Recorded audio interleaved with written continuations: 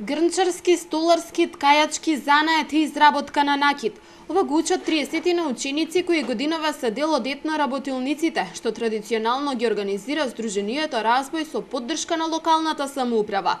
Во следните 10 дена, децата ќе работат во куќите на уметноста и ќе ги усовршуваат своите вештини. Многу интересно, овде сум веќе втора година, од минатата година, значи дознав преку наставникот по ликовно и се заинтересирав. Имав избор, можев да изберам која работилница сакам, но сепак сакав да дам на ткаачка работилница, затоа што сепак е останато од нашите баби, предци, сакаме да го зачуваме ова. Лесно е исто како што да научиме нови работи, исто ни е интересно како што идеме секој ден, да научиме нови знаења, да знаеме за воиднина и да учиме други наши другарчиња работи.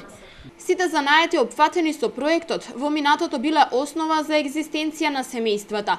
Целта на работилниците е да се развие љубовта кон етно наследството кај најмладите. Децата ги учат старите занаети кои полека, но сигурно паѓаат во заборав.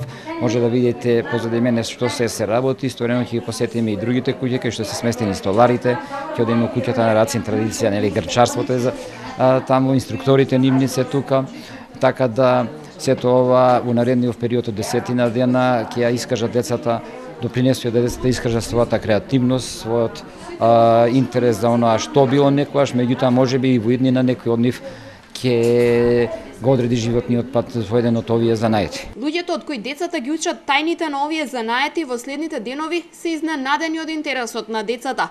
Велат дека од година во година расте бројот на деца кои се пријавуваат за работилниците. Интересирани се многу деца во овие 2-3 години, и други деца што слушаат од другите деца што иделе, и се повеќе и повеќе ни се намножува работилницата.